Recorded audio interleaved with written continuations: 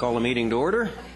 At least one of us has got an incredibly sore back today, and I know another one of us is in pain. I thank them both. Thank them for coming out, and I thank Councillor Reid for holding up her side of the council table. Call the meeting to order. Thank you, Your Worship. First item are minutes of the Council and Committee meeting held on Monday, March 5th, 2012. The recommendation is that the committee approve those minutes. Moved by Councillor Reamer, seconded by Councillor O'Neill. All in favor? Opposed? Carried. Item 2 is a delegation from BC Hydro. Ms. Melissa Holland is here to speak to the BC Hydro Interior to Lower Mainland Transmission Project. And I'll just ask Ms. Holland to proceed to the podium.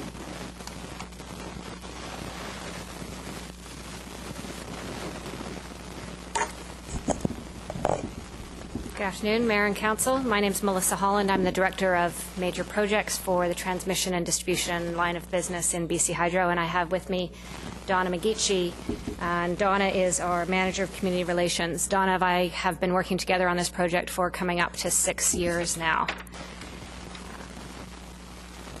So I wanted to provide an update as the project is about to enter the construction phase. This project started a number of years ago primarily because of increased demand in the Lower Mainland that we saw looking forward into the future. And that demand we are still seeing increasing, and it's actually the increase rate has gone from about 40% to 50% over the next 20 years. In the province of British Columbia, our power, the main resources are our hydro generation. About 85% of our portfolio is from our large generation resources, both in the Peace system, which is up the north end of the province, and on the Columbia system. This project really stems from a need to increase the capacity of the transmission system between what's called the Nicholas substation, which is in the middle of the province. These red lines all come into the Nicholas substation, and then to reinforce the corridor that comes down into the Lower Mainland. And that's primarily to allow an increase in transfer of generation from the resources that we have in the southern interior, but also they do come down from the north as well through Nicholas substation and bring that additional power into the Lower Mainland to meet load growth. The project itself is a new 250-kilometer long transmission line from the Nicholas substation to the Meridian substation in Coquitlam. And for those of you at this end where you have a stronger interest in the line, this new line will come into the substation from the north side. It passes through Westwood Golf Course, and then it heads out around the aggregates and parallels an existing line that we call 5L82. So it is not the line that comes down the hill, it's the line that heads north out of the substation. When the line that is there now was built in the 1970s, there was additional right-of-way at this end acquired in anticipation of actually two lines. So this line will occupy the north side, the east and north side of the right-of-way. We also need to construct a new capacitor station at a place called Ruby Creek, which is near Hope. And we will be doing improvements both at the Meridian substation here within the station fence and at Nicholas substation. To build this project, we needed a certificate of public convenience and necessity from the Utilities Commission. That certificate was granted in 2008. It was suspended for a period of time and it was reinstated last fall. We also needed an environmental assessment certificate from the provincial ministers, and that certificate was granted in 2009. We also needed a large contractor on board to do the detailed design and construction of this line, and Flatiron Graham joint venture entered into a contract with BC Hydro in the fall. For public and First Nations consultation, we began these activities in earnest in the summer of 2006. We have 7 municipalities along this corridor, 3 regional districts. We have over 160 property owners, 60 bands, and 7 tribal councils. We cross 5 provincial ridings, and there are a number of environmental groups and a large number of stakeholders identified. We held meetings, presentations. We held a series of open houses. A number of those were held here in this community to hear from public. We have a project update that is mailed out, and we've brought copies for you of our latest one. We also have a project website and a dedicated email account to respond to questions when they do come in. We've also participated locally in the Coquitlam Aggregates Committee meetings as well to work with the local interest groups. And we've been meeting with the Westwood Plateau Golf Course since 2007. Under the environmental assessment certificate process, we had over 80 environmental specialists on board, and that included a surface water and hydrology assessment that was undertaken, and that was of great interest to the city of Coquitlam. We spent a year in studies, and then we spent almost another year going through the application review phase. The environmental assessment certificate carries with it a number of commitments that we made, about 94 in total, and the relevant ones I've placed here. We actually had a meeting with the Pinecone Burke Mountain Naturalists on Thursday in the field to look at the footbridge that we've committed to funding to cross Pritchard Creek. We have been working with Westwood Plateau around the vegetation management plan as this new line is constructed.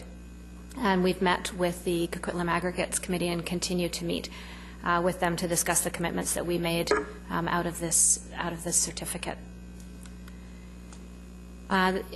During this ongoing consultation and working with that committee, it was identified many years ago, but there were some solutions identified to help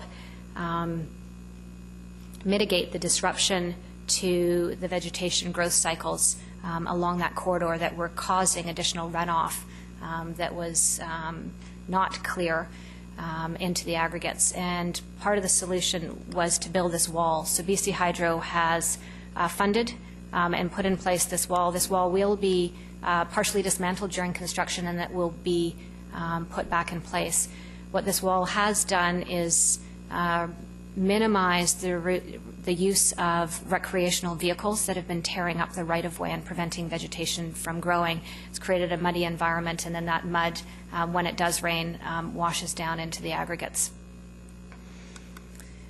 In terms of a schedule of activities, what we're seeing from our contractor is that they're out now starting to survey areas that they're going to clear. They're starting to flag streams. You'll see that flagging up in Pinecone. And they will be through towards this summer to start actual clearing, preparation of access roads as well in the spring. Then after the clearing has taken place, we'll see foundations put in place. Restoration will start, tower assembly and erection, and next year we'll start to see conductor brought in and strung on the towers. The overall project has an in-service date of January 2015, and the contractor for the transmission line's main component piece is to be finished by the fall of 2014, and that gives us some time to test and commission the line before it's put into service. This is a map that goes with the schedule, and it just shows how the contractor has divided the line into 5 sections, and the relevant section here is the one on the left, section 5. On our project website, we have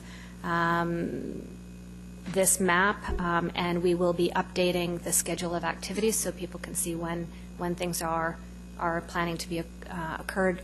We're also continuing to mail out information to the property owners and to the stakeholders about the upcoming activities. This is a picture of Nicholas Substation, which is in the middle of the rangelands up outside of Merritt. Quite a different situation than the Meridian Substation here. And when I made a presentation to your council a number of years ago, we actually had another shot that showed when the substation was constructed, there was nothing here. And now we're looking at a substation that is surrounded very much by a community. And we are, again, being aware of that, have been in ongoing discussions with the city about how this project fits and how we can best construct it. Thank you for your time. Councillor Reid has a question for you. Thank you. A couple of questions, actually. The first one, thank you very much for the retaining wall. It's much needed because the gravel operators quite get tagged sometimes for things that just are way beyond their control. So 2 questions on this. Do you have any kind of enforcement within BC Hydro that will go out on the right-of-way and actually do enforcing, either by giving out tickets? Are you allowed to do that? And if you do, I hope they're great big fat fines. We do not.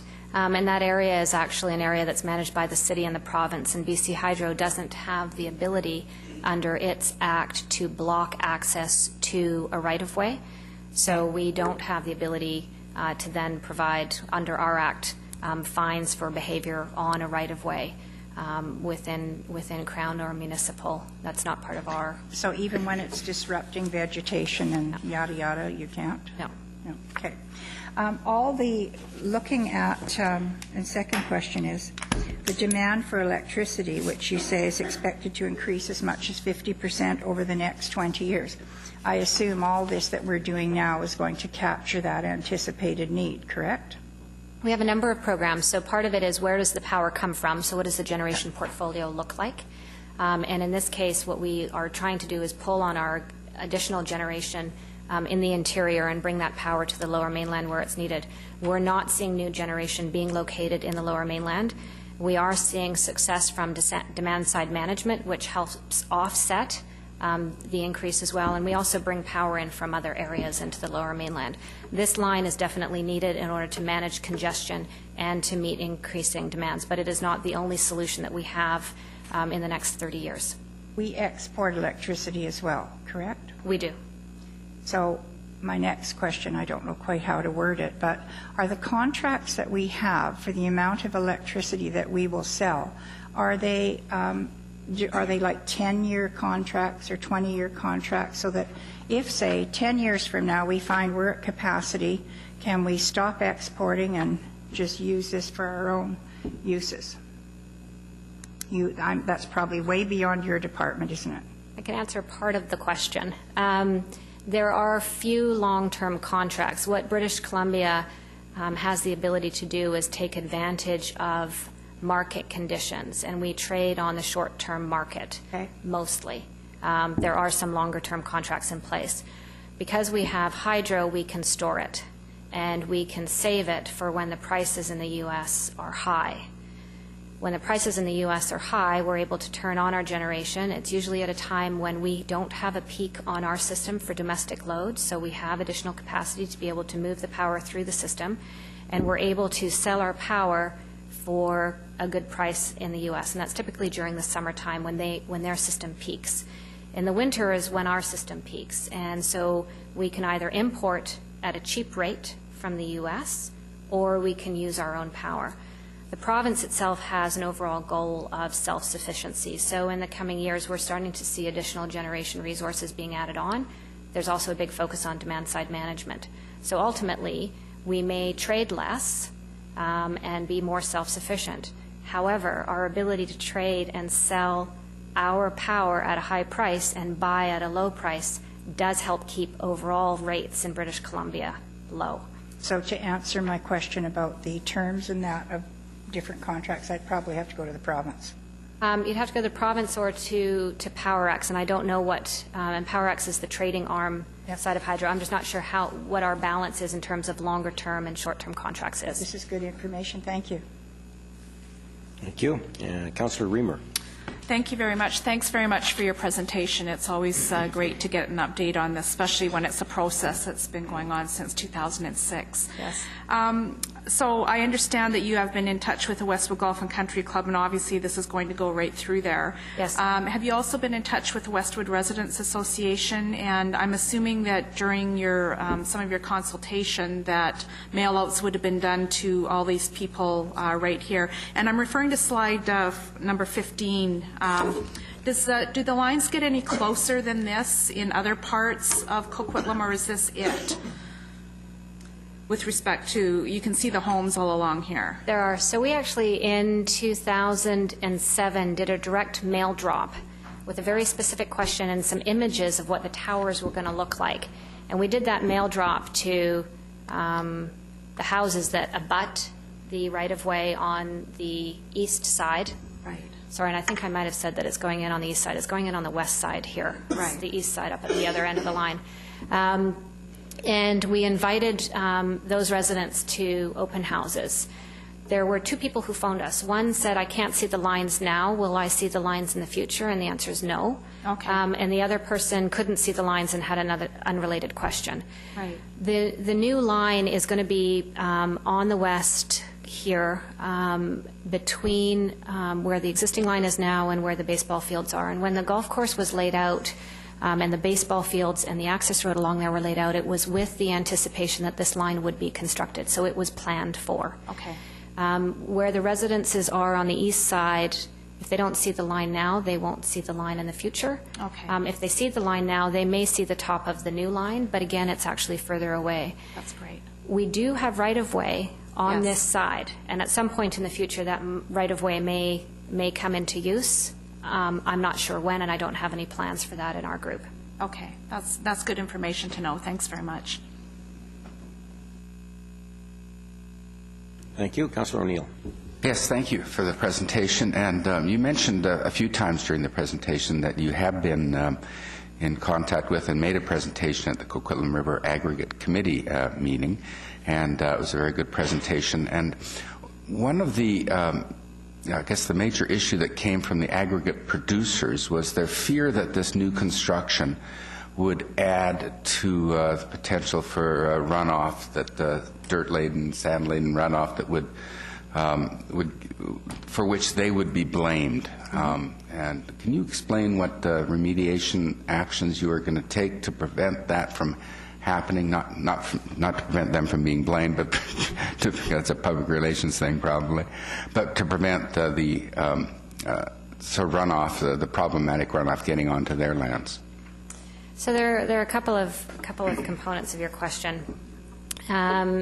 The first one being whether the runoff will be dirty or not. We have in place a number of commitments. The contractor has to put in place silt fencing anytime there's construction, and that is sort of the first defense.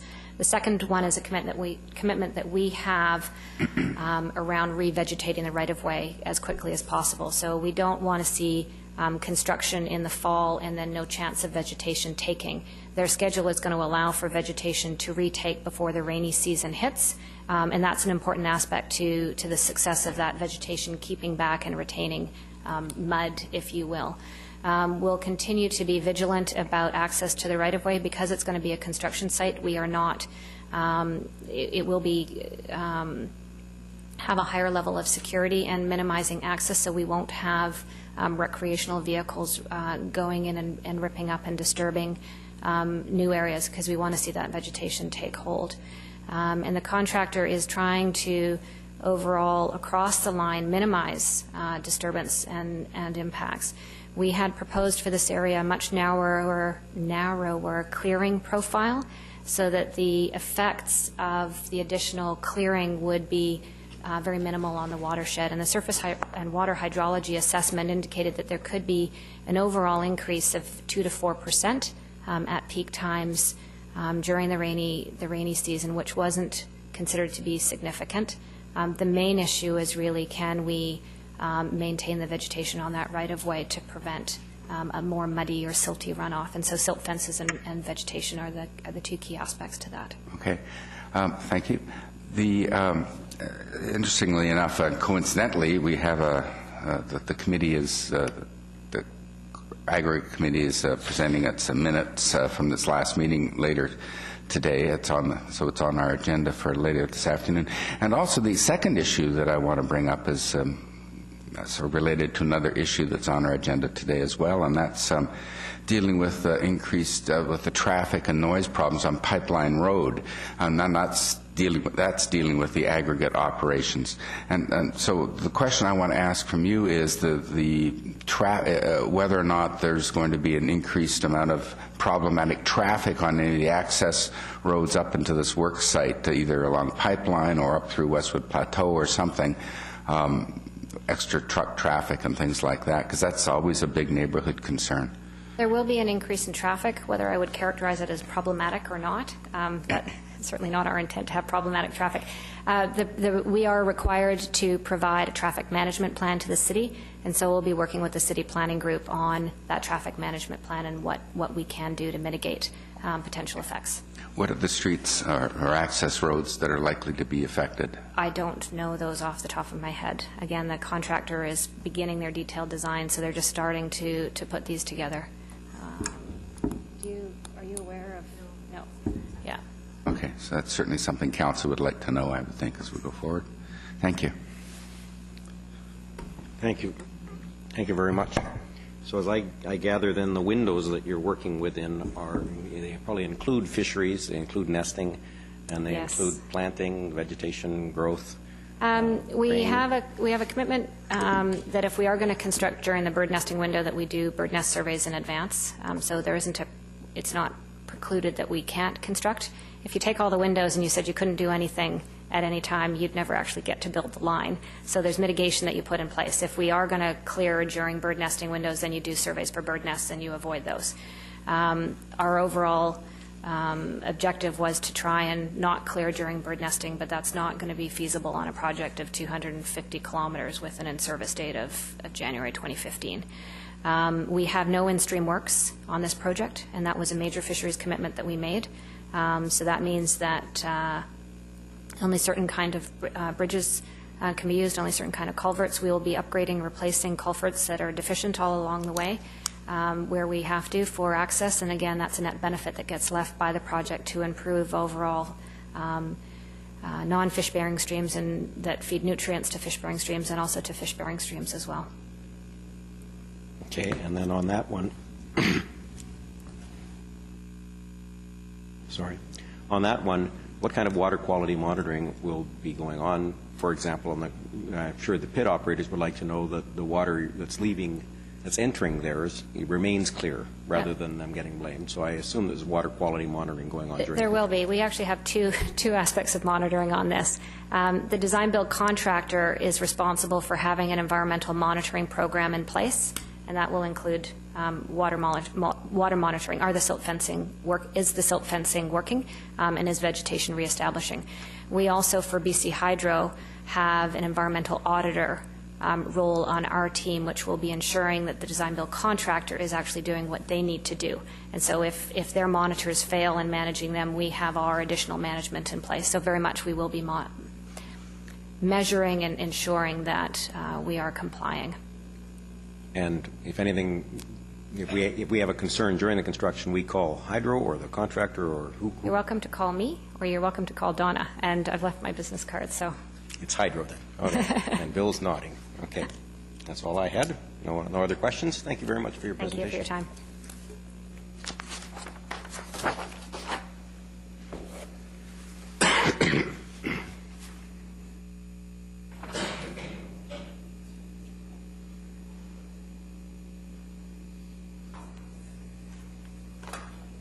Item 3 is another delegation. This one is from Mr. Kontanist and Ms. Moore. They're here to speak to truck traffic and safety and noise issues in the area of Pipeline Road and David Avenue.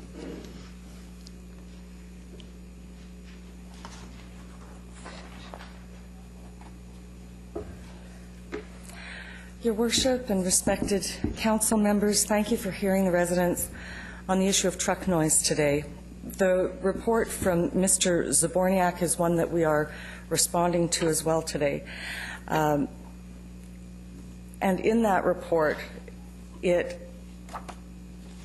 makes mention of how difficult it is to go ahead with many of the proposals and gives all the reasons why they won't work. So today we are here to give you a menu of options to discuss positive steps that Council can take to address the issue. I'll try to go through this as quickly as I can. And I thank you. I recognize that you've been invited and you've been informed of the 5-minute time limit. Yes. Thank you very much.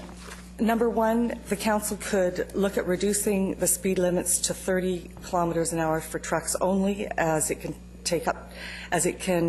reach 90 decibels when trucks accelerate, so less speed is equal to less noise. Something not addressed in the report is the possibility of noise-censored cameras. They're effective in other cities such as Calgary, and the cost could be recouped from fines. Little additional manpower could be would be needed in this scenario. Number 3, Council does not have a clear noise abatement policy, and having one would make it easier for Council to effectively react to varying noise issues, as acceptable sound level limits are specified and indicated in the policy. So we would respectively ask that Council review the adoption of that kind of a policy. I think we're the only ones in the Lower Mainland that don't have one. Number 4, the flashing electronic sign that the city's put up on Pipeline Road is very helpful, but the wording should be simplified to exclude except in emergencies. Truck drivers have told us that there is absolutely no reason to have to force them to use engine brakes in an emergency on such a shallow slope. And we need enforcement. Number 5, if fines for engine brake use are substantial and they are ticketed, truck drivers will think twice before breaking the law. To date, the city has taken a conciliatory approach and let pit operators monitor the trucks. This has been a failure. As Mark Zaborniak shows, there have only been a total of 5 tickets issued per year in our area. The 5 tickets a year does not make for concentrated, focused effort. Also, many truck drivers are independent and not subject to discipline by pit operators. So ticketing would address all these issues. We're pleased that the city staff at our Saint-Pierre meeting in late March, and we hope that the city extends an invitation to us to participate if they deem that appropriate. Number 7, we're pleased that the city is considering a position dedicated to enforcement issues in Coquitlam. Mark Zaborniak states that this position would monitor the use of engine brakes, and we would encourage that the bylaw enforcement officer should ensure compliance, and that a sound level monitor should be used as an instrument of that bylaw officer. Exemptions to the trucking hours have never been denied and have been approved when there was not an emergency. So we are asking that a second sober thought, another individual be in place to determine whether or not it is a true emergency. Number 9, we're also open to the city supplying the residents with soundproofing windows as a means of fixing the problem, at least from the inside. Pit operators currently pay the city a given amount to upgrade roads and to minimize their impact in the community. A portion of those funds could be used to pay for it, or additional levies could be implemented and applied to soundproofing windows. The city could provide the residents with significant tax breaks that would compensate the residents for the inability to enjoy their property. Number 12, unlike other areas of the city, residents here on the Pipeline and David Avenue face an enormous concentration of trucks throughout the day at 6 a.m. particularly, who then disperse throughout the city to complete various projects. Just to compare the construction hours in other cities in Lower Mainland: Vancouver, 7:30 to 8 p.m. Monday to Friday, 10 a.m. to 8 p.m. on Saturday. Burnaby, 7 a.m. to 8 p.m. Monday to Friday, 9 a.m. to 8 p.m. on Saturday. Port Coquitlam, 7 a.m. to 7 p.m. Monday to Friday, 9 a.m. to 7 p.m. on Saturday. New Westminster, 7 a.m. to 8 p.m. Mr. Zaborniak shows great concern for any opposition from business he would receive if the city put the hours of operation starting from 7 a.m. and in line with other municipalities. No consideration, however, has been given to the residents. We ask that the hours be reduced from 6 a.m. to 7 a.m. and from 10 p.m. to 8 p.m. on weekdays, at least. At this comparison, as this comparison shows the trucks are not operating in the other municipalities at that time. Number 13, we understand that the city fears setting a precedent by providing, we're going to finish soon. By providing the residents in this area with a sound barrier. Unlike Mark Zaborniak, we do recognize that the noise level we are exposed is far greater than the noise level guidelines of the Canada Health Authorities and the Ministry of Transportation and Highways of BC. The Ministry of Transportation states that when highway traffic noise reaches 55 to 65 decibels, land is no longer considered to be fully compatible with residential use. The fact that our residents are so close to the truck road compounds these noise levels. A recent study showed that the residents are exposed to 70 decibels during the day. Therefore, they ask that the city consider these circumstances are exceptional and install a sound barrier as a means of correcting the problem. Each time the demand for trucks increases, and/or there is an influx of inhabitants in the Lower Mainland, the residents experience an increase in noise pollution. Unlike residents who may be close to a particular project, we experience this increase for all of the trucks that go to most of the projects. This increase only occurs here. We are, with respect to noise, living in industrial zone and ask that Council consider residents in this area to be of exception circumstances. The report considers that there have been special cases. The acoustic fencing has been installed. We ask that we are considered a special case and that the city make the exception of building a sound barrier to improve the quality of our lives. If acoustical fencing needs to be a minimum of 6 feet high to shelter the main floor from sound, making fencing that is higher would therefore shelter the second floor and allow us to use our backyards and property. While they not attractive, it would enable residents to use their backyards. Mr. Zaborniak states that large concrete fencing is not consistent with the city bylaws. How can it be all right to operate outside the noise bylaws, but not the policies regarding fencing? As the fencing policies have typical restriction, at least Council can make an exception to change the fencing bylaws to accommodate the residents in this case. Mr. Zaborniak continues to create many roadblocks in his report, which states that the fencing would have to be continuous. So why then would he encourage individuals to put up their own barriers, creating a greatest inconsistent... Okay, yeah. Well, yeah, that's fine. It's almost finished, and you all have copies. I hope all other councils will have those copies too.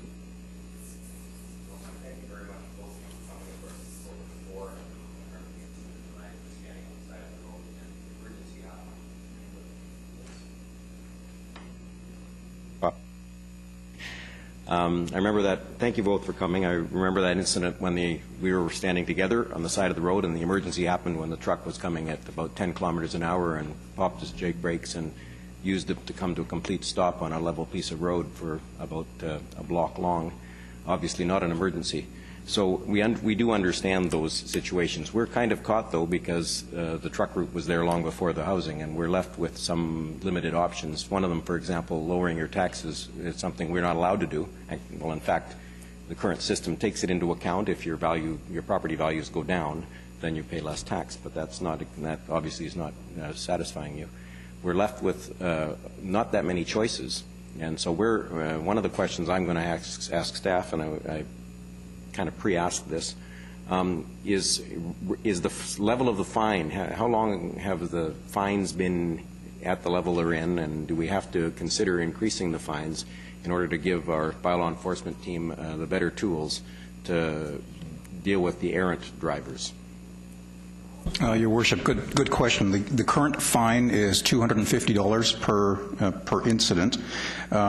Within the BEN system, that fine could be doubled to a maximum of $500. We could go there and include that review as part of the regular, fees and charges review that we do every year as a part of the budget. I can't answer specifically how long has it been at the 250 level, but it's currently at the 250 level, and there is room to grow.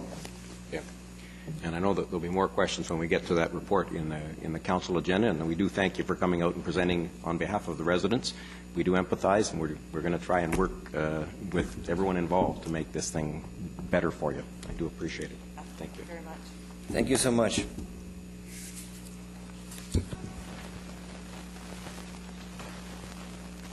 Ms. Clerk. Item 4. Parks, Recreation and Culture Strategic Plan Update. We have introductory comments from our General Manager, Parks, Recreation and Culture Services, and a presentation by our Manager, Service Development and Planning. Yes, good afternoon. A new strategic plan for Parks, Recreation and Culture will chart a future course for the next 10 years. It will be rooted, of course, in the city's strategic plan for 2021 and will describe a long-range view of the progress that the city envisions and the directions that we will take to significantly contribute to our city vision. This is important work for us and for Council. It's identified as an A priority on our 2012 business plan. Work started last fall when a framework, process and methodology was developed and reviewed by Council's Committee on Sport, Recreation and Culture. The discussion at that time highlighted the importance of regularly reporting out to Council on our progress, on measuring success, of having a lot of staff involvement prior to going out to public consultation, and using clear language and visual during the public consultation process. You can see Greg Needham here, our Manager of Service Development and Planning, ready to give a short presentation, and also Alison Friesen, who is here. They are just two of the members of a comprehensive staff team that has been working on this work, and I believe Greg has about a 10-minute presentation to describe the first phase, but we're really seeking Council's input today in order to move the project forward. Greg, over to you. Thanks, Lori, very much. Mayor and Council, at least those of you who are here today, thanks for this time that we can spend updating you on this. We did give you two handouts, which were the updates sent to the entire Parks, Recreation and Cultural staff, as well as some of our human resource staff as well. So getting right into it, our hopes today are to update you on the city's park, recreational, and cultural progress on mission, vision, and value to date, get your feedback, your input to this, as well as some of your comments that we can then take forward to the next steps. A little bit of background. We haven't had, as a city or a department, a mission, vision, or value, new mission, vision, or value statement since 1993. So we think it's probably well overdue and time to step on the shoulders of those that came before us and get to the next step. It is obvious that whoever did come before us did great things. When I first came to the city, seeing Town Center Park driving in, I was in awe. And so someone has been doing some excellent work, and we want to continue that legacy. So a lot has happened since 1993, a lot of population growth, a lot of new facilities, a lot of new parks, as well as a full new management team, and even since 2007 we have a 75% changeover in management. So lots of work to do, lots of new faces, and so again reinforcing the need to refocus and say, okay, what's our raison d'etre? Why do we do what we do? And kind of get fit in phase one. As you'll remember, in October, I came to you and talked about the phase 1, 2, and 3. 1 being that get fit, let's focus, what is it, what's our raison d'etre, why do we do what we do? And that's really what that first phase was about. It was about investing in personnel, investing in some planning time so that when the times got tough, when it really got hard to do the job, when the challenges came, people had ownership and were ready to go. Then we're moving into, after this phase, to phase 2, which is really focusing on the corporate strategy and how is it that Coquitlam's Park, Recreation and Cultural mission and vision can support the corporate strategy. And then, of course, phase 3 is the really creating, the getting going, the doing the real work, rolling up our sleeves and getting at it in kind of a 5-year rolling plan. The process to date has been quite comprehensive, and you'll see it's very neat and tidy here. We sent out a pre-workshop survey to all of our Parks, Rec, and Cultural staff. We had some just short of 200 respondents to that survey. It gave us a foundation so that when we went to the workshops, they weren't completely cold. It wasn't, why are we here anyway? So we had 4 different workshops, great representation from all sorts of age groups and sectors of the department, giving us feedback and input. And then from those workshops, which again, I think there was just over 160 people attended those workshops on 4 different occasions. We took the results of that to our strategic planning team and our senior management team, reviewed it, wordsmithed, pushed it back out, got some more feedback from all Parks, Rec, and Culture staff, reviewed it again. Then we're supposed to come here, got a little bump, then had our stakeholder meeting here just March 8th. That went very well. We got their input, their feedback, and what you're going to see today actually incorporates what they've put into it and their comments, etc. Moving on after that, of course, we're here today, March 18th. We will then take the input you give us today, review it, push it back out to our staff members to get, again, that ownership piece so that we can really start going hard when we get to phase 2, and it'll culminate in a celebration. We're going to take a photo of the entire department, sign the mission, vision, and value statement once it's approved, and then move forward into phase 2. So that's the nice, neat way it looks. Here's the reality, far more organic in reality, give and take, listening to people, reacting, asking questions, and having to go back and do a feedback loop. So really, it wasn't us pressing this format onto people. We were responsive, and I think in lots of ways a better process for it. So I didn't mention it, but the very first thing we did was we went out and we did a video survey. These are unrehearsed, unscripted. These are guerrilla attack videoing. So then we did edit it, so it's not completely raw, but here you go.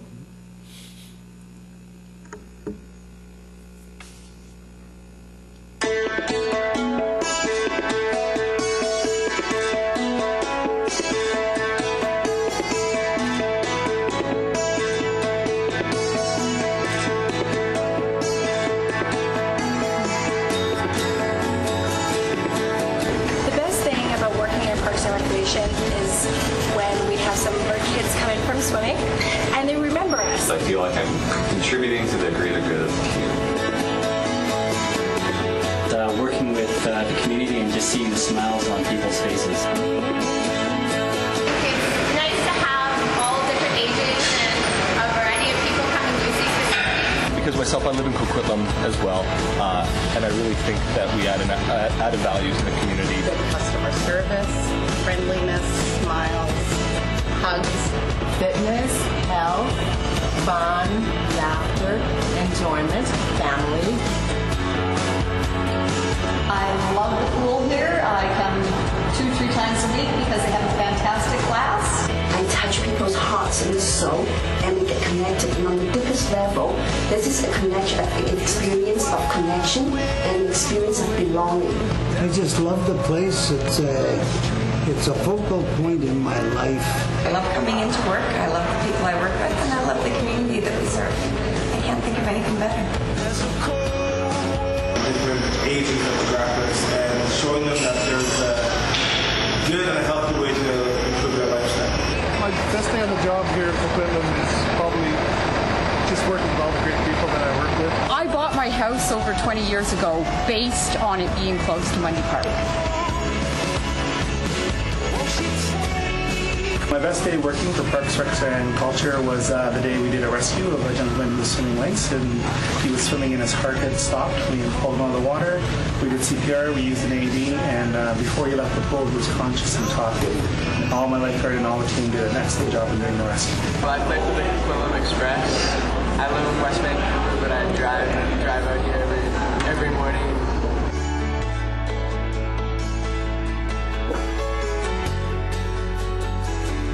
Every day is just great because I work with a great bunch of people. They're always kind, they're always laughing, and we get a lot done. I'm proud to tell people I work for Parks, Recreation and Culture because the Northeast is growing and I want to be a part of it. I love the people I work with, and I love serving the people that come in to have fun at our center. I would say that my legacy for the city is the high training and guards that we've given to them. Hi, my name's Sean. I am a skating instructor from the city of Coquitlam. The legacy that I hope to project for the Parks, Recreation and Culture Department is to make this park the best place for events in the world.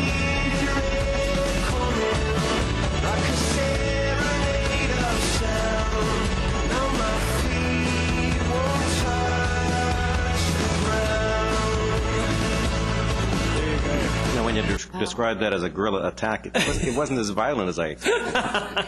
Or hairy. Well, we edited out the ones that felt attacked. So when I saw that, I was very much encouraged with the commitment and the passion that people showed for their work here and their mission, you might say, even though we haven't had one since '93. So from that, we took it and we really did start to gather information from them. This is the type of thing we created in terms of kind of a word picture. It's also called a wordle, and it emphasizes the kind of input that we got from all of our staff. And so, of course, the bigger the word, the more often you would hear that type of thing. We did that for a lot of different things, but I'm not going to bore you with all of that today. However, we did take, as a strategic planning team, we took all of the different values. And the values, what we describe those as things that made our city's Parks, Rec, and Culture something more, have a soul, you might say, that doesn't act just like a corporation, that actually it guides the way that we treat one another, the way we treat other cities, the way we treat other corporations. And we took these words and we put them into these categories, and then we felt that we could encapsulate these various groups of words with our various values in this way. So things like courage, work ethic, leadership, in terms of passion. And so we think that we'll keep that in front of people. Again, I won't go through all of these, but when we talk about inclusiveness, team came through very, very strongly.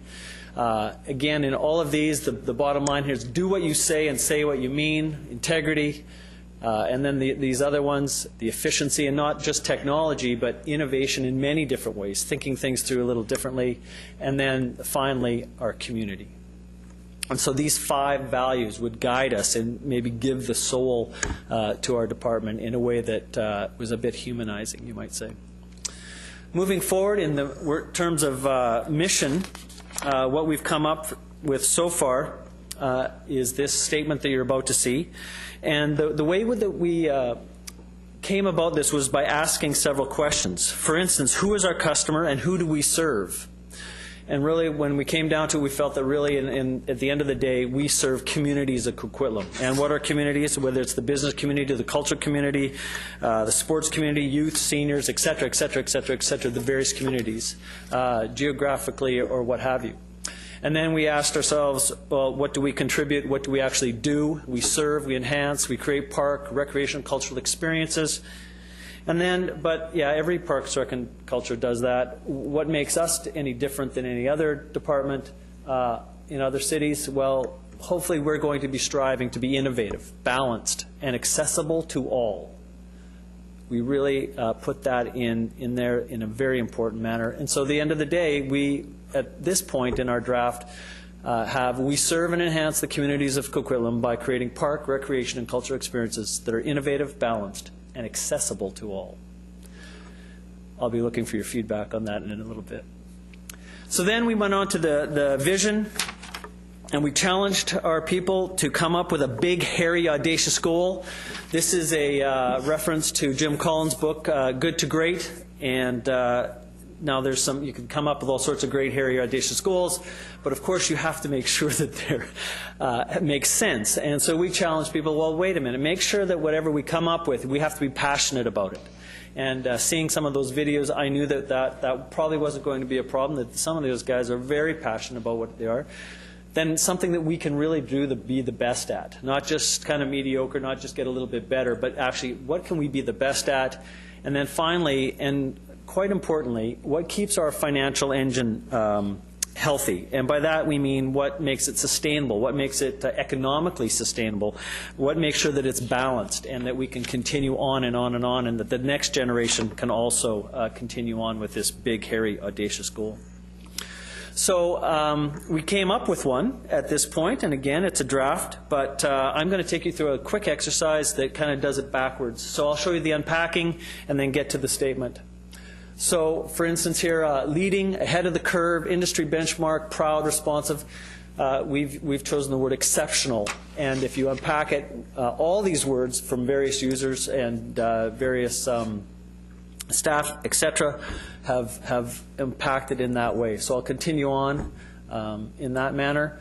So again, service, parks, fun, quiet, culture, sports, performance, etc., really can be boiled down to experiences. And I'll let you read all the details of those ongoing. And then belonging, community, affiliation, inclusiveness, our history, our heritage, volunteerism, bringing everyone and everything together. Really, we felt we could use the word connecting for that portion of it. Intergenerational, inclusion, acceptable, wildlife acceptance, pets was added just recently by one of our stakeholder groups, and that everyone, a key part, again, that accessible to all, connecting here with everyone. Alive, sustainable, culture, lively, multicultural, biodiverse. I had to look that one up myself to see what that was, and we came up with vibrant, and again, that unpacks with economics and diversity and all sorts of wonderful things. A little hip there for some of you in the crowd. And then finally, nature, health, green, and a full list there, which we could wrap up with living city, which really brings us to the big, hairy, audacious goal, and it needs to be unpacked a bit: exceptional experiences connecting everyone within a vibrant living city. And you say, well, that's not so big and hairy, audacious, but really, how would we know if we've achieved it in 10 years?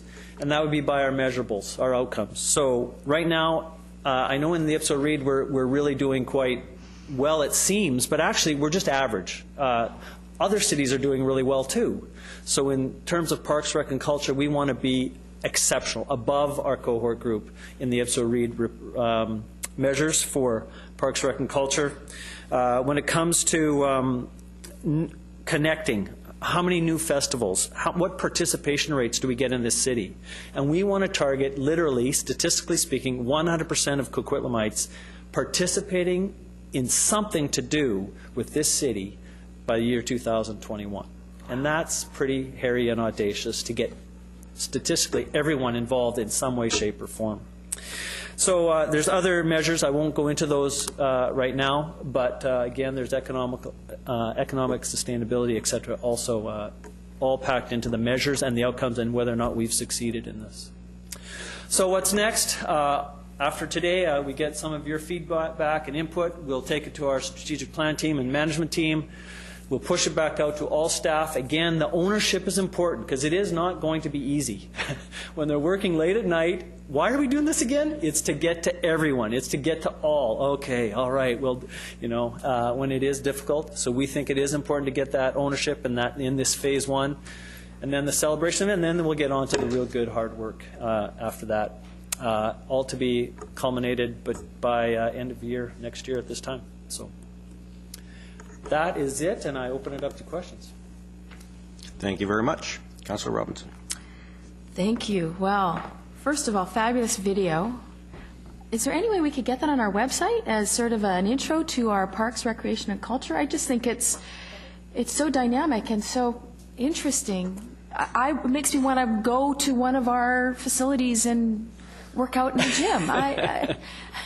I'll see what I can do. I just think it's fabulous. The answer is yes. I would hate to see it sort of lost or buried. I think it's just really interesting for people to see what our staff have to say about working in this organization. Service came through. And I think that was lovely. And then I could tweet it out and do all that kind of fun stuff. Because I just think it's a pretty cool video.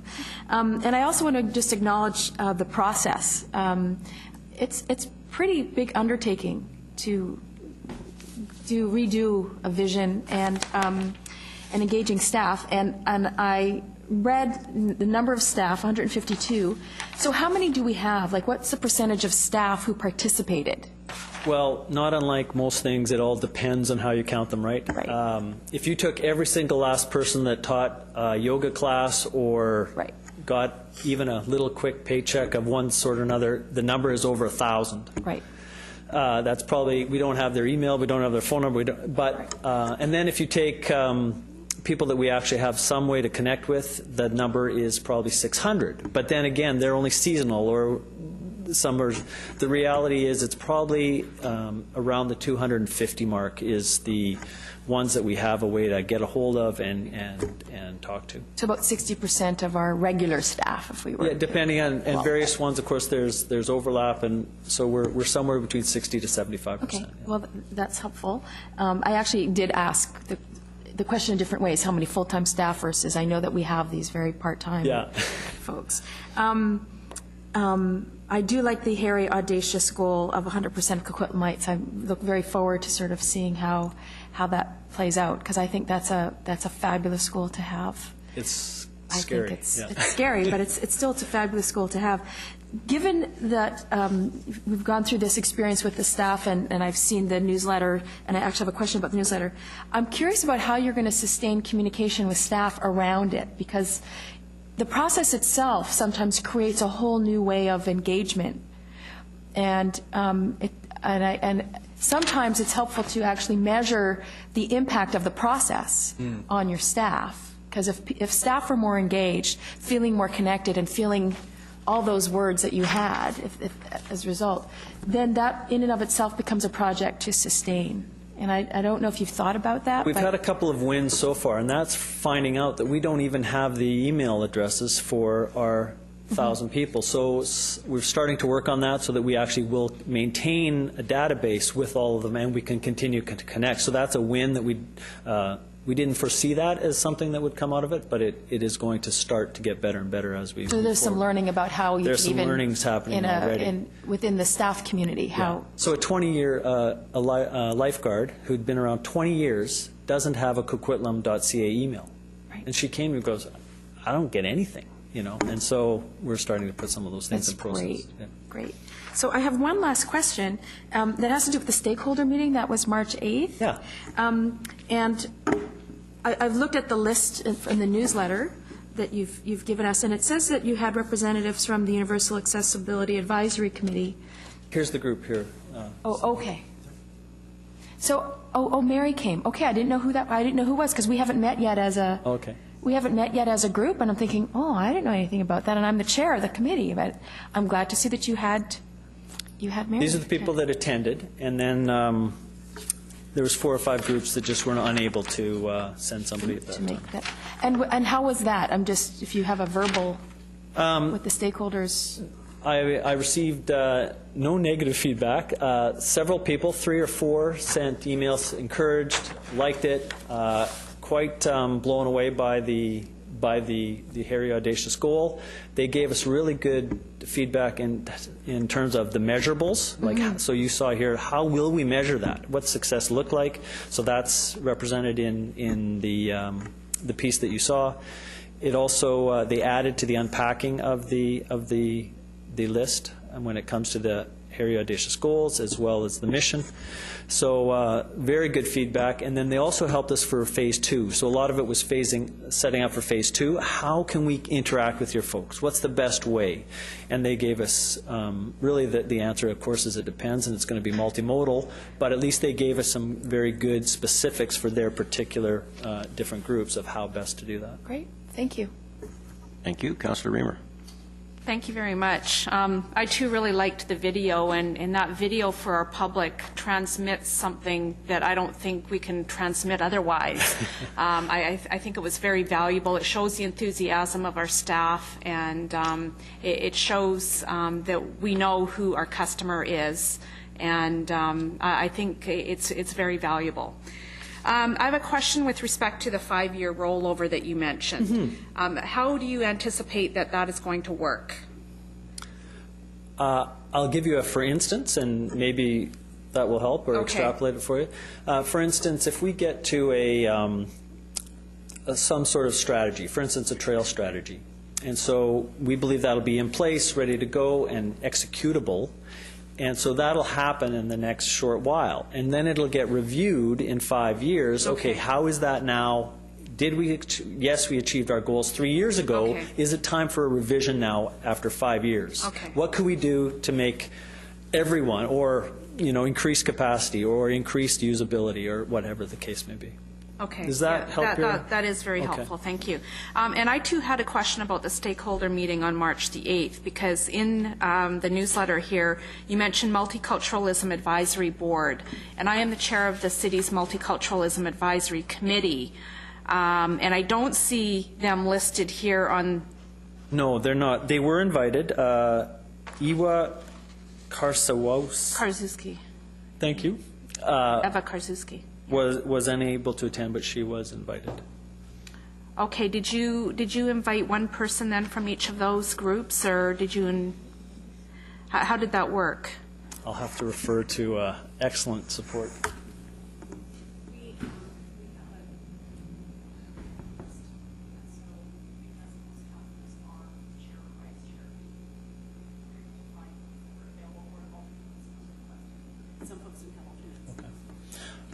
I didn't quite hear that. That's fine. We, as you know, many of the chairs here are councillors themselves. Right. And so we went in and tried to find as many, maybe senior person or what have you, and we did try to find alternatives, and in some cases alternatives were not available. So. Okay. Thank you. Thank you. Councillor Reid. Well, we all know about my passion for process. All I see in process is money. So I'm glad Councillor Robinson asked the question about how much staff time is in here, because all the time that we're taking away for being visionaries takes away from the actual job. So I always have concerns with that. But I want to talk about big, hairy, and audacious. Yes. So since 1993, we have to have had something big, hairy, and audacious around here, or we wouldn't be where we are today. Absolutely. I think we have some excellent long-term staff, and I really enjoyed seeing those videos because it just shows you the dedication that a lot of them have and for the job. And there's nothing better than having staff that is so proud of their jobs that they're willing to stand up there and say, shout it out to the world. So I'm happy with this. I see this more as a confirmation of the good work that's been done in the past, and I realize now it's the modern way to have strategic goals and priorities and plans and visions and all those things. Of course, we've run the city, I guess a lot of the departments, without all those things for so long, and we've been rather reactive more so than proactive. So to me, the deliverables out of here are going to be being able to be proactive, to be first in line, to be able to shout, yeah, we've got one of those, and we're proud of it. So I see it essentially as a good team building exercise as well, and I think it's good when each department sort of knows a little bit more about the other department, because I think when people get to know each other, they maybe see there's more than one way to do a job, that, you know, between them all they might find a more efficient way. So I hope to see efficiencies come out of here, and I hope to see this continue to its completion, and then I want to see the Master Parks Plan. And I'm done. Thank you. She doesn't have many demands. Councillor O'Neill. Yes, thank you. It's actually similar sort of points that Councillor Reid raised. And I'm thinking of if I were sitting at home watching this or listening to it, or perhaps even reading the story that's going to be written about this. A member of the public might say, well, what exactly is all this about? Where do we want to see this go? What's in it for the taxpayer, the resident? And I've got a pretty good idea, but I'd like to hear it from you. It's one thing to hear about all the stuff about how happy our workers are working in the department, everything like that. But the people who are paying those salaries want to know, well, what does that mean for me? Mm-hmm. Can you tell me in your words what this means for the average, this whole exercise, this process, what this means and what this could mean for the average resident in Coquitlam? Well, I know this is a bit of a cop-out, but if we look at the statement, it is really Mr. or Mrs. Coquitlam, or whoever you are, it is looking at the statement saying, we will provide you with exceptional, not just ho-hum, exceptional experiences. Well, what's an experience? That's the pool, that's the trail, that's the park, that's the festival, that's the sporting event, that's your kid playing soccer, that's the tennis court, that's the lights on, that's the play, the dance, that's wide, it's huge. And so we'll provide you with exceptional experiences. Now I lost my place. And we're going to connect you so that you feel a sense of place, a sense of home, that you're belonging, that you walk in, you don't feel like you're this outsider and you're nervous and you can't go into that civic building, whether it's a pool, a dance hall, or the chamber. And that it's everyone. It's not just the 12 people that are really connected to our committees, it's everyone. And so right now, everyone pays taxes. Everybody should be really enjoying all these facilities. These are fabulous facilities and fabulous things that we've got here, but we're only getting about 30% participation. We've got a big, long way to go. So if you're watching, you're probably already getting that, but it's those 70% that aren't, and we want to make sure that they start, the new Canadians, et cetera, get those. And then this vibrant city, it's economical. I mean, it's an economic win if we've got these things happening here. It attracts business. It attracts people in the cultural, in sport, in events, in all sorts of things. So we are a big department, and we have a huge impact on the quality of life for Coquitlamites. Very well said. Thank you. That's the points that I wanted to raise. Thank you. Thank you. Thank you very much. Really appreciate it. Excited. Let's see where this goes. Appreciate it. I love starting down a road where you don't know where it goes.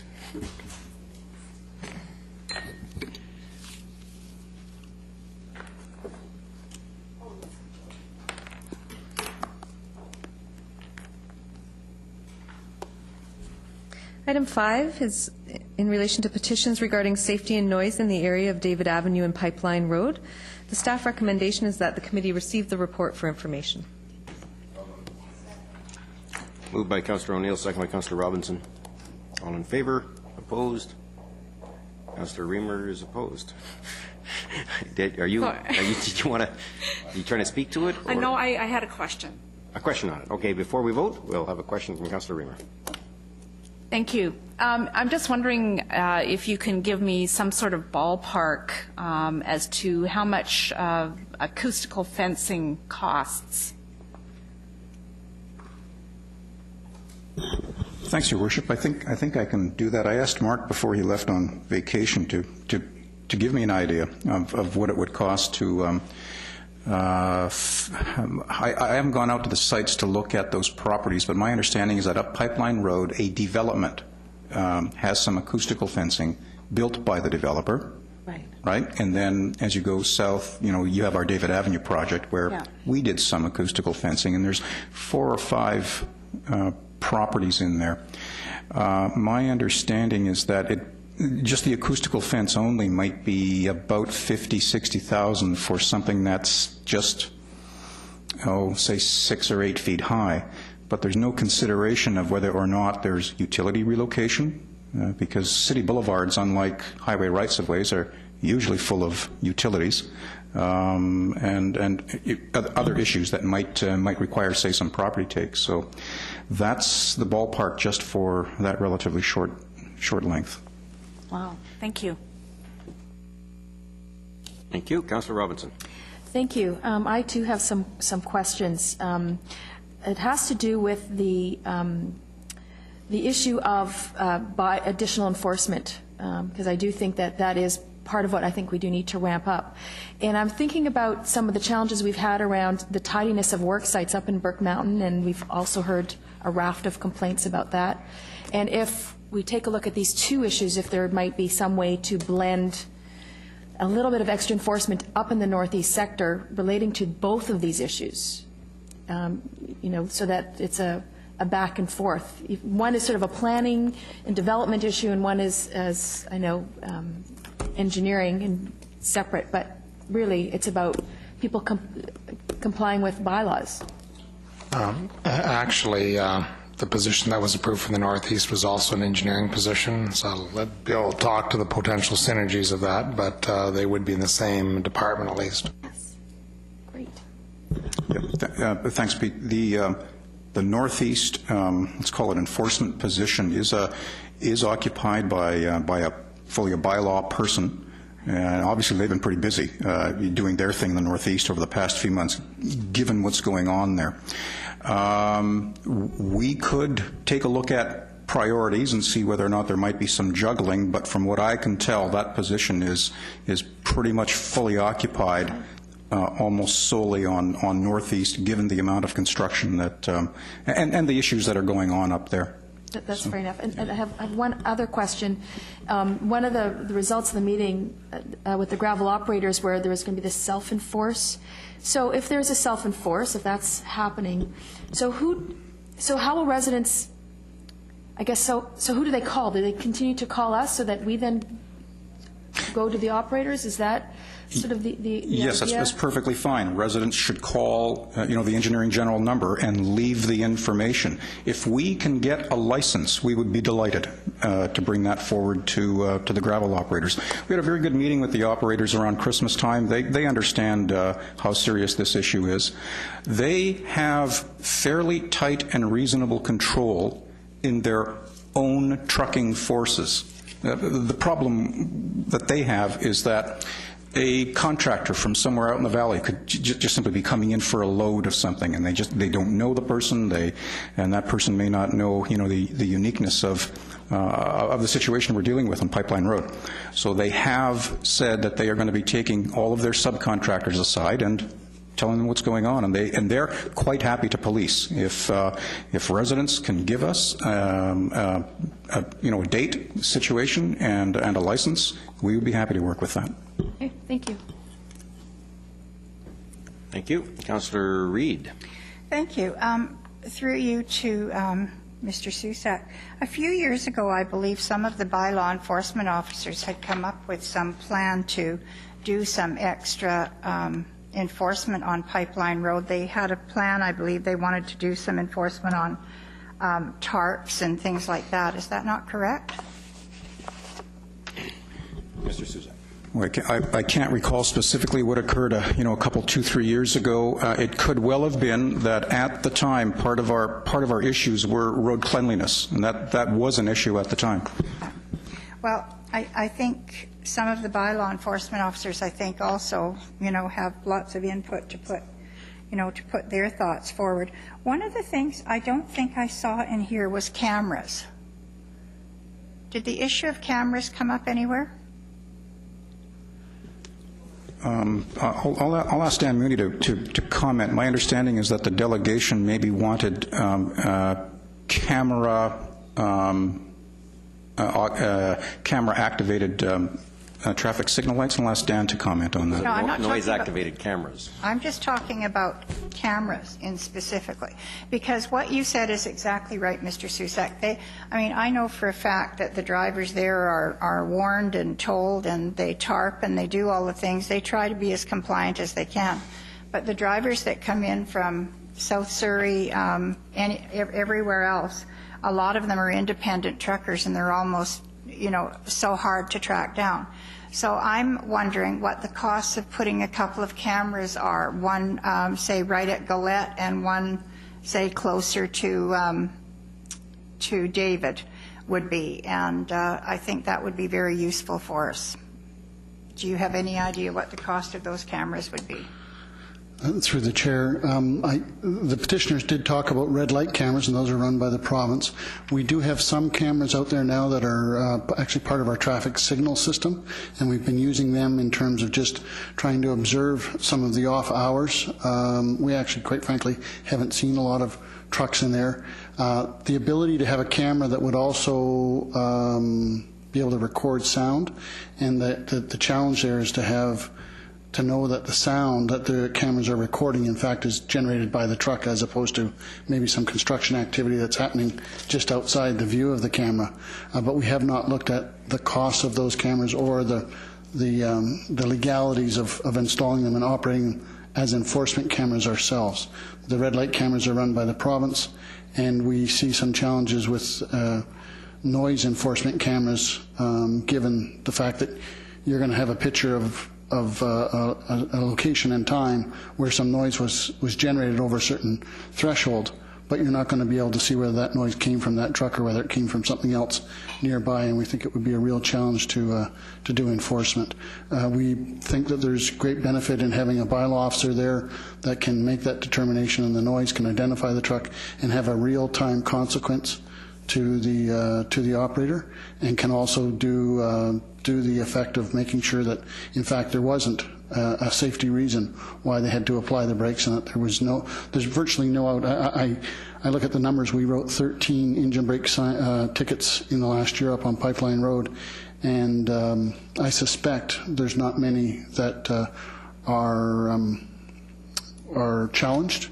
And because that's a personal service right there at the time, I think we've got very good grounds to make those $250 tickets stick.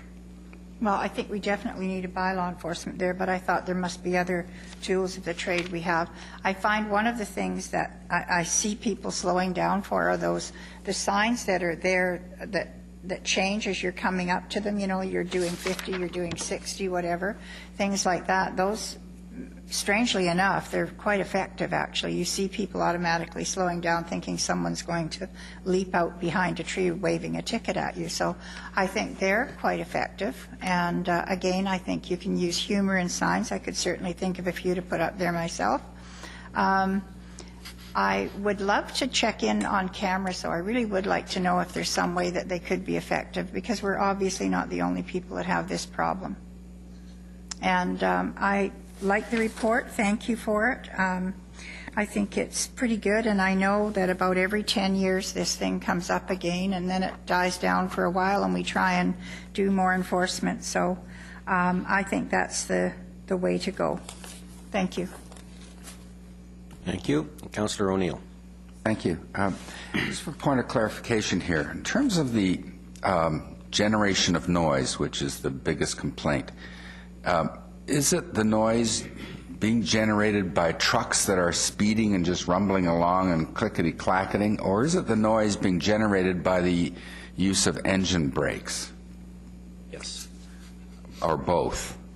Mr. Susak perhaps can answer to the Mayor. Your Worship, I think I heard the answer. I think the answer is yes to a certain degree. However, in this particular, that is the general noise plus the engine brakes. But I think the current situation arose specifically from misbehavior in around a November-December overnight public works job where it was engine brakes that were being abused or misused and waking up a lot of people.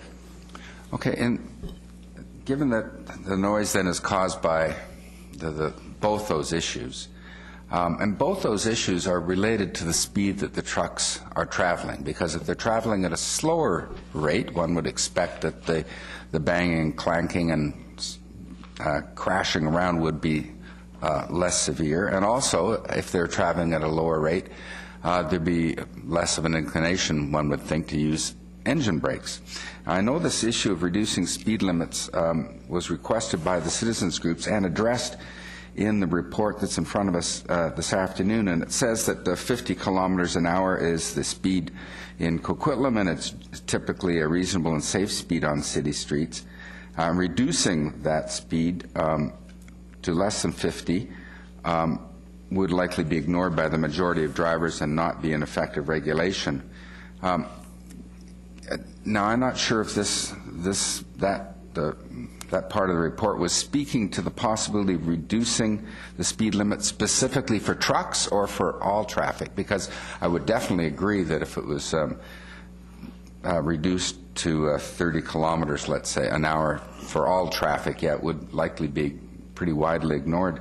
But has any thought been given to reducing the speed limit specifically for trucks, especially along pipeline, which is so?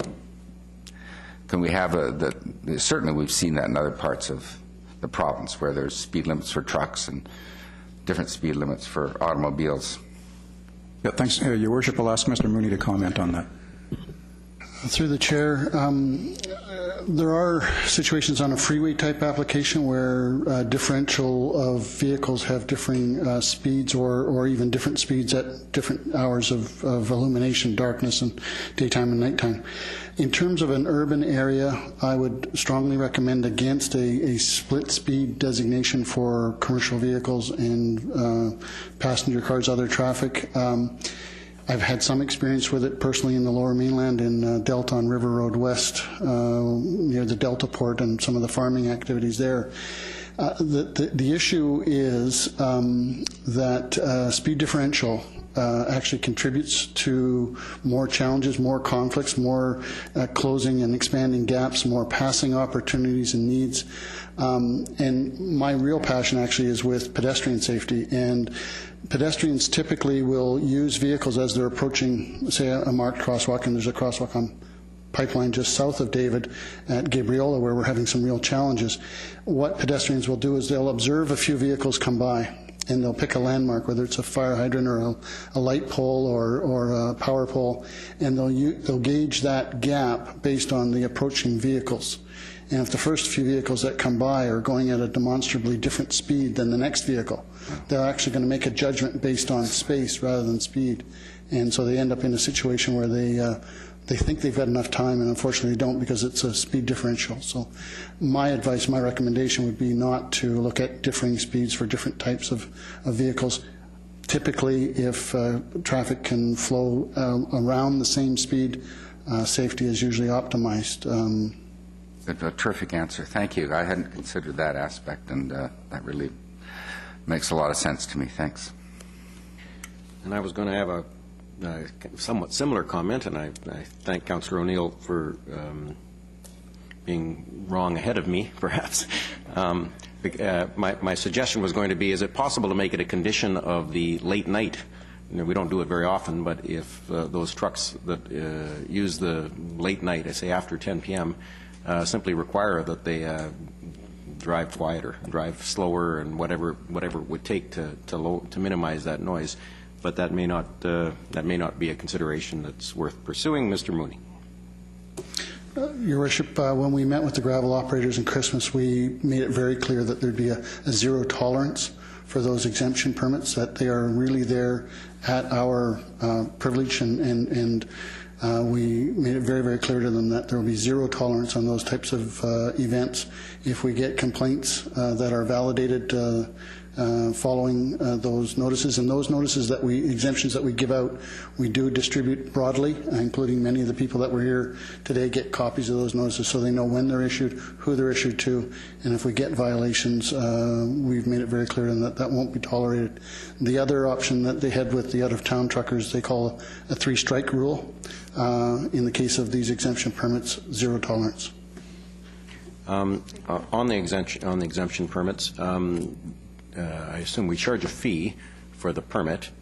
Is it possible to have the fee include the cost of an extended hours of bylaw enforcement, perhaps even on an intermittent basis? But it isn't very often that we do this, and it seems to me that it's something that we owe the residents nearby, that perhaps to have somebody from the city with ears on the ground making sure that the trucks are behaving. I think that alone, that knowledge that we might have a bylaw enforcement officer at midnight out there paying attention, might be enough just to have them slow down anyway. Yeah, thanks. That's a very fair comment. I think that same issue we should roll into the fine increase and report back on both of those. Okay. I'll tell you, I was driving down southbound on Pine Tree, big truck behind me going way too fast. The light turned. Jake braked right behind me and didn't rear end me, but so I looked behind me and there was no license plate visible. It was bent over, so I waited till it passed me. It immediately got to 60, 70 kilometers an hour before it got to Glen, where the light turned red again. Jake braked again. You couldn't see the license plate in the back because it had mudded it over. I mean, is it possible that these guys, and of course he'd also peeled off most of the name on the side of the truck, and I just wonder, I know it was from Surrey, it said Surrey at the bottom, but that's the only part of the side of the truck was visible. Is it possible to force the operators of the gravel mines to actually make sure that the trucks have visible ID? I've seen a whole bunch of examples of, you know, it's the law, but I mean, if he knows he's going to be in a rush that day, why not just make it so it's less likely that someone will be able to identify him on the complaint? I mean, you're going to have 3 strikes. No, thanks, Your Worship. Frankly, if the truck is there to pick up a load and you can't read a license plate coming into the facility, then they should be told to go home. But we'll have a chat with the gravel operators about that. I mean, I don't want to micromanage it, but this the few times that I've seen examples that were egregious, we also couldn't find the identity of the truck. So, Councillor Reid's back up. Councillor Reid. Well, exactly what you're saying. That's why I was questioning the cameras, because sometimes if we even know if it, you know, I'm interested in knowing if it's actually the you know, one-off guys that are coming out creating the problem more so than the big operators. And that's where I thought the cameras would help. We would at least know. And the signs would be, smile, you're in candid camera, you know, like just whatever you're doing, smile, because we've got you. I mean, we can do things that make people think, you know. Very good, and I'm all in favor of the expanded enforcement side of things. Let's see where we can go. Did we vote? Did we vote? There was a motion to receive, I believe. Was it to receive? Yep. The motion is to receive. We can have another motion following that if you like. All in favor of receiving? Opposed? Carried unanimously. Any motions following out of the report? Did you have one? No. Nope. Okay. Concludes. Could I get the clocks changed? Yes. Yep, we will. Okay, the motion has been made to change the clocks to daylight saving time. Councillor Robinson moves adjournment. Councillor Reamer seconds. All in favor? Opposed? Carried unanimously.